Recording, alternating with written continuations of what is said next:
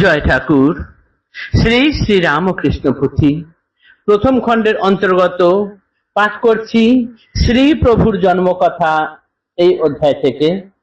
আজ আমরা পাঠ করব পৃষ্ঠা সংখ্যা 3 শেষ অংশ থেকে 4 পৃষ্ঠার অর্ধেক অংশ পর্যন্ত।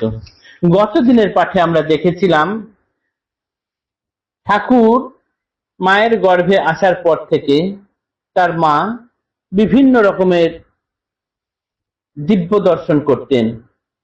কখনো দেখতেন ঘর বন্ধ করে শুয়ে আছেন, দাওয়াতে শুয়েছেন, দেখছেন ঘরের মধ্যে নুপুরের আওয়াজ। বারবার তিনি সচেতন হচ্ছেন, ঘর খুলছেন, দেখছেন ঘরে কেউ নেই, আবার শুয়েছেন, দেখছেন ঘরের মধ্যে নুপুরের আওয়াজ। কখনো তিনি হয়তো দিনের বেলায় একটু ঘুমিয়েছেন, দেখছেন যে স্বপ্ন দেখছেন কোন এক অদ্ভুত সুন্দর শিশু তার কোলে এসে বসেছে। তারপর সে আস্তে আস্তে উঠে দাঁড়িয়ে ছোট ছোট হাত দিয়ে তার গলা ছেঁদা দিয়ে ধরে তারপর তার সঙ্গে কানে কানে কতই অদ্ভুত অস্পষ্ট ভাষায় গল্প করতে করতে আস্তে আস্তে হঠাৎ করে সে খসে পড়ে গেল। এই খসে পড়ে যাওয়ার সঙ্গে সঙ্গে ঠাকুরের মা হয়তো ঘুম থেকে ঘুমিয়েছিলেন, কোথা গেলি বাছা বলে চিৎকার করে উঠলেন, উঠে দেখছেন কাঁদতে থাকছেন। তারপরে ভাবলেন যে না, এটা তো স্বপ্ন ছিল। তারপর আস্তে আস্তে ধাতস্থ হচ্ছেন। এরপর কোনোদিন তিনি দেখছেন যে ঘরের মধ্যে একদম লক্ষ কোটি বিজলির ছটার মতো ঘর আলোয় পরিপূর্ণ হয়ে গেছে, এই দিব্য আলো দর্শন করছেন।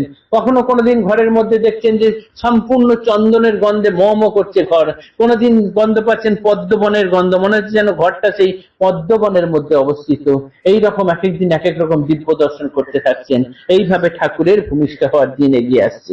এই অবধি গতকাল আমরা পাঠ করেছিলাম। আজ তার পরের অংশ থেকে পাঠ করছি পৃষ্ঠা সংখ্যা 3 শেষ থেকে 4 অর্ধেক পর্যন্ত। এই রূপে 8, 9, 10 মাসে গত আয়ের প্রসব কাল হইল উপস্থিত। প্রহর এক বেলা যবে ঠাকুরানী কন, বড়ই আসিছে মোর প্রসব বেদন। শুনিয়া চাটুর্যে কন, ইহা কও কিবা, এখন না হলো ঘরে রঘুবীর সেবা। এখনো না হলো ঘরে রঘুবীর সেবা। ঠাকুরের ভোগ রাগ হয়ে গেলে সব, তখন হইবে তুমি দিনান্তে প্রসব। যথা কথা দ্বিজ আজ্ঞা, দিবা অবসান, সন্ধ্যাকালে দ্বিতীয়ার চাঁদ দীপ্তিমান। প্রসবের স্থান নির্ধারিত ঢেকি সালে, প্রসব হইল আই কুশলে কুশলে। সন 1242 6ই ফাল্গুনে, শুক্লপক্ষ বুধবার দ্বিতীয়া সে দিনে। রবি বুধ চন্দ্র গ্রহ শুভ লগ্নে ধরি, ভূমিতলে অবতীর্ণ গোলক বিহারী। রঙ্গময় রঙ্গ প্রিয় রঙ্গেরও কারণ, বারে বারে হয় তার মর্তে আগমন। জন্মমাত্র রঙ্গের আরম্ভ হইল তার, তাজ্জব অদ্ভুত কথা বিস্ময় ব্যাপার। ঢেকির লেজের তলে গর্ত এক থাকে, সদ্যজাত ট্যাঁ করিয়া তথা গেছে ঢুকে। ধনী কামারিনী ছিল অদূরে বসিয়া, শিশুর রোদন শুনি উতরিলা ধেয়া। মহানন্দে আসি ধনী উইতুতি চায়, সুতিকা আগারে শিশু দেখিতে না পায়। বিস্ময় মানিয়া ধনী খুঁজে চারি ধারে, পায় শেষে ঢেকিলে গর্তের ভিতরে। সুদীর্ঘ আকারে শিশু পরম সুন্দর, শোভা পায় গায়ে বর্ণ জিনিস শশধর। চাটুর্যে মশায়ে ধনী ডাকে ভরায়, পরম সুন্দর শিশু দেখো না হেথায়। তরা করিয়াছি দ্বিজ করে নিরীক্ষণ, দিব্য সুলক্ষণ অঙ্গে শিশু সুশোভন। পুলকে পূর্ণিত দ্বিজ গদ গদ কায়, নয়ন নিস্পন্দ নহি নিমিখ তাহায়। সঙ্গোপনে রাখিবারে কহিলেন কথা, যেন কেহ নাহি শুনে এসব বারতা। জনক জননী ভাসে আনন্দ সাগরে, বাড়ায় আহ্লাদ যত পুত্র মুখ হেরে। বারোয় আহ্লাদ যত পুত্র মুখ হেরে, সুতিকা আগারে যেন পূর্ণ চন্দ্রোদয়। যেই দেখে তার মনে এই মত লয়, শুনি প্রতিবাসী আসে দেখিবারই ছেলে। ছেলে দেখে সবে যায় নিজ ছেলে ভুলে, একবার মাত্র শিশু হেরিয়া নয়নে। দিবানিশি দেখে আসি এই হয় মনে, প্রতিবাসিনীরা সব আসি একে একে। অপূর্ব আনন্দ পায় চাঁদ মুখ দেখে, অপরূপ আনন্দেতে সবে ভাসমান। কেন এ আহ্লাদ কিছু না বুঝে সন্ধান, নানা কথা নানা জনে করে কানা কানি। এমন সুন্দর ছেলে না দেখি না শুনি, কেমন এ ছেলে দেখে জীবন জুড়ায়, শুধু অঙ্গ তবু যেন মণিরত্ন গায়ে। দেখেছি তো কত ছেলে, এ ছেলে কেমন, দিবানিশি বসে দেখি এই হয় মন।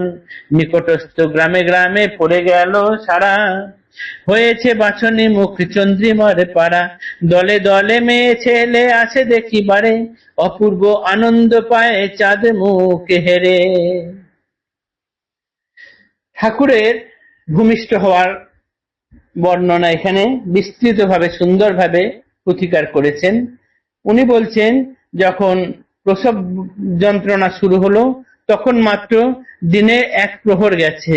ঠাকুরের মা তখন ঠাকুরের বাবাকে বললেন, ঠাকুরের বাবা শুনে বললেন, এখন এইরকম হলে কি করে হবে, এখনো তো রঘুবীরের সেবাই দেওয়া হলো না, রঘুবীরের সেবা দিলে ঠাকুরের ভোগরাগ হলে তারপর দিনের শেষে সন্ধ্যের পরে তুমি প্রসব নেবে।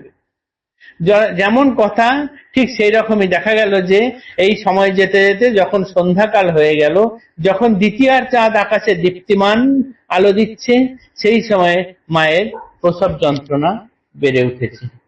এবং এই পুথিকার বলছেন যে 1242 সালের 6ই ফাল্গুন শুক্লা দ্বিতীয়ার বুধবারে ঠাকুর ভূমিষ্ঠ হন, এবং ভূমিষ্ঠ হওয়ার সঙ্গে সঙ্গে রঙ্গময় রঙ্গপ্রিয় রঙ্গেরও কারণ, অর্থাৎ তিনি ভূমিষ্ঠ হওয়ার সঙ্গে সঙ্গে তিনি রঙ্গ করতে শুরু করলেন। কিরকম রঙ্গ? ভূমিষ্ঠ হওয়ার আওয়াজটুকু পেয়েছেন, পুত্র সন্তান জন্মের পরেই কেঁদে উঠেছেন, এই আওয়াজটুকু পেয়েছেন, কিন্তু সেই আওয়াজ পেয়ে বাইরে ধনিকা মারানি বসেছিলেন, তিনি ঘরে এলেন, এসে কোথাও সন্তান দেখতে পাচ্ছেন না। ঢেকিশাল ছিল তাদের জন্মের মানে আতুর ঘর হিসেবে নির্ধারিত।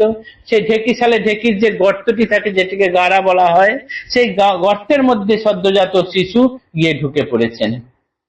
হঠাৎ করে ধনিকা মারানি তাকে দেখে আবিষ্কার করলেন, সেই গর্ত থেকে বার করে এনে ঠাকুরের পিতাকে ডাকলেন এবং দেখালেন তিনি, এবং এত সুন্দর শিশু হয়েছে। তারপরে এই কথা বিশেষ বাইরে কাউকে জানাতে না করলেন, তথাপি গ্রামের মহিলা যারা, তারা কি সে কথা মানে? একে একে সকলেই মাঝে মাঝে দেখতে আসেন, এবং এত সুন্দর ছেলে দেখার পরে যে ছেলে এই ছেলেকে দেখে সেই তার নিজের ছেলের কথা পর্যন্ত ভুলে যায়। শুদ্ধ গায়ে, খালি গায়ে রয়েছে, অথচ মনে হচ্ছে যেন কত মণিমুক্তা পরে সাজানো, এত সুন্দর অঙ্গ। এই যে দেখছে সে সারা জীবনের মতো সেই মুখ আর ভুলতে পারছে না। দিবানিশি যেন তার কাছে সেই রকম সেই মুখটি ভেসে থাকছে, সবসময় মনে হয় যেন আরেকবার গিয়ে ওই বাচ্চার মুখটি দেখে আসি। তাই পুথিকার এখানে বলছেন যে নিকটের সমস্ত গ্রামের সব মেয়ে ছেলেদের মধ্যে এইরকম একটা কথা বা সারা পড়ে গেল, নিকটস্থ গ্রামে গ্রামে পড়ে গেল সারা, হয়েছে বাছনি মুখ চন্দ্রিমার পাড়া। দলে দলে মেয়ে ছেলে আসে দেখিবারে, অপূর্ব আনন্দ পায় চাঁদ মুখ হেরে। যে একজন চাঁদ মুখের মতো একটি ছেলে হয়েছে, এখানে দেখে তাকে অপূর্ব আনন্দ পাচ্ছে সব মহিলারা। দলে দলে তারা সব সময় দেখতে আসছেন। একবার দেখে তাদের আর বাড়ি যাওয়ার কথা মনে থাকছে না, বাড়ি যাওয়া ভুলে যাচ্ছেন, নিজের ছেলের কথা ভুলে যাচ্ছেন। এই রকম ঠাকুর জন্মের পর থেকেই নানান রঙ্গ করতে শুরু করেছেন। আজকের পাঠ এই পর্যন্তই রইল। আগামী দিনের পরের অংশ আবার পাঠ করব। জয় ঠাকুর, নমস্কার, ধন্যবাদ।